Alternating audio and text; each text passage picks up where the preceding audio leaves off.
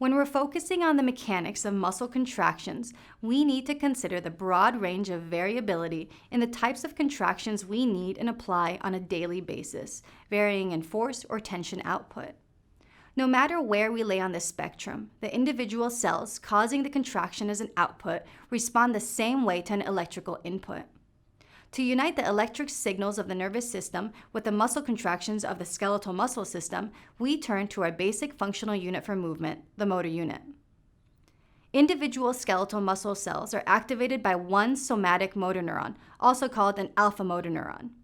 A motor unit comprises the neuron originating in the spinal cord, its axon, and all the fibers innervated by that one neuron. To reiterate, turning on a given motor unit will mean a neuron and all its fibers have been activated.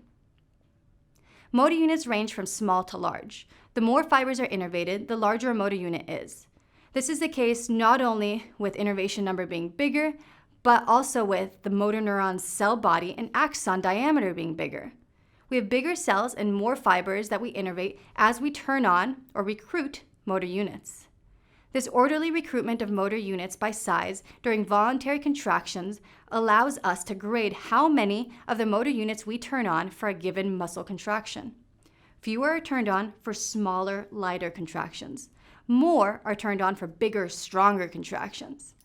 Rarely do all the muscle fibers in a muscle turn on. That's a lot of force generation. No matter the number of fibers activated, there will definitely be activity in the form of action potentials at the activated nerve muscle or neuromuscular junction between a motor neuron and the fiber that it innervates. We can even record the action potentials of the motor units through the use of fine wire recordings. Check out how we can measure electrical muscle activity through EMG, electromyography, through surface electrodes. Hi everyone, I'm Patty. I'm working with Ben now. We're going to show you a really cool way to determine the amplitude on an EMG. So this is a reference electrode right here on the back of his hand. And these are two recording electrodes on his biceps brachii. So I'm going to place my hand on top of his fist right here to create some resistance on the isometric movement. Ready? All right. Okay, so as you can see, as he performs a contraction, the amplitude in the EMG rises, and so does the sound.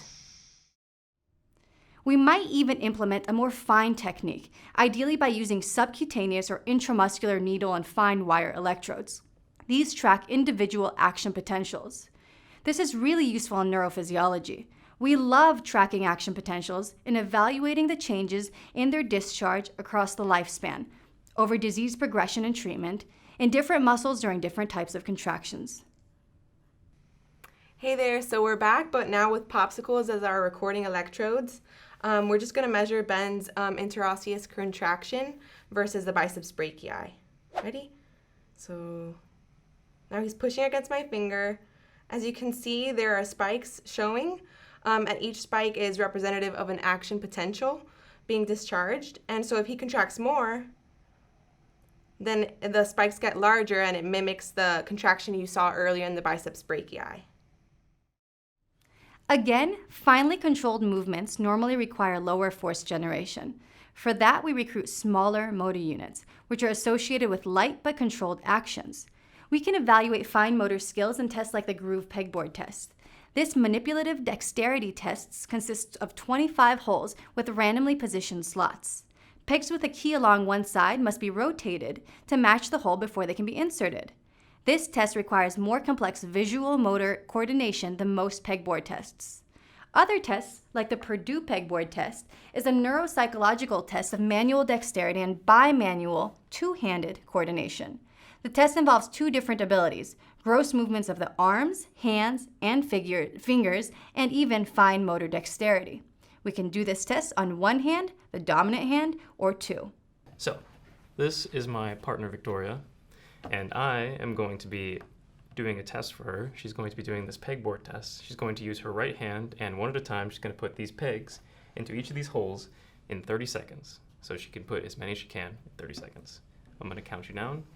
On 3, you're going to go 1, 2, 3.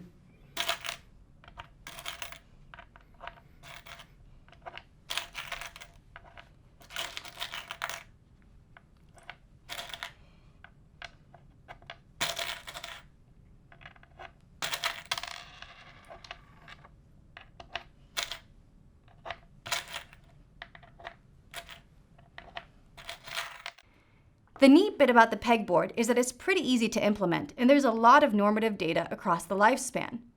As you recognize by now, force generation for larger movements, like when we're lifting something big or heavy, require the recruitment of larger motor units associated with bigger, gross actions. The type of actions we engage in can be categorized too. Let's consider those different types of contractions, starting with isotonic versus isometric. Isotonic, which means the same tension, results from a muscle generating a force that exceeds the load, resulting in a change in muscle length. Shortening concentric or lengthening eccentric are the terminologies we use for isotonic contractions. Isometric, which means the same length, results from a muscle generating a force that does not exceed the load, resulting in no change in muscle length. Hey everyone, welcome to our virtual gym. We are here with Victoria and Ben. They're going to be our participants today in this study. So they're both holding a 3-pound dumbbell at about 90 degrees with their arm, and Victoria is going to start us off showing us a concentric contraction. Here she is decreasing the angle in her elbow joint. She is shortening the muscle, which is the bicep brachii. This is a concentric contraction. Over here we have Ben, who's going to be doing an eccentric contraction. With this, he is increasing the angle of his elbow joint and lengthening the bicep brachii. Two different types of contractions, both working the same muscle. Hey everyone, we're back in the virtual gym, here again with Victoria and Ben. What we just looked at was isotonic contractions. That's when we had Victoria doing the concentric contraction and Ben was doing the eccentric contraction. Now what we're doing is an isometric contraction. So they're going to show us what that is here. As they put their hands underneath the table and push up, they're generating force, but not enough force to move the table. So their limb is not actually moving in space, which makes this an isometric contraction. Simplified, the functioning muscle has two parts we can look at during a contraction, the contractile element and the elastic element. The sarcomeres make up the contractile elements. At the ends of the sarcomere are the elastic elements, which comprise tendons. In an isometric contraction, the net change between the contractile and elastic elements is 0. As the contractile elements shorten, the elastic elements lengthen. The whole length of the muscle does not change. If we can lift the load by flexing our arms, like with a 3-pound dumbbell, we've shortened our contractile elements and shortened our elastic elements, which results in the shortening of the whole muscle, a concentric isotonic contraction.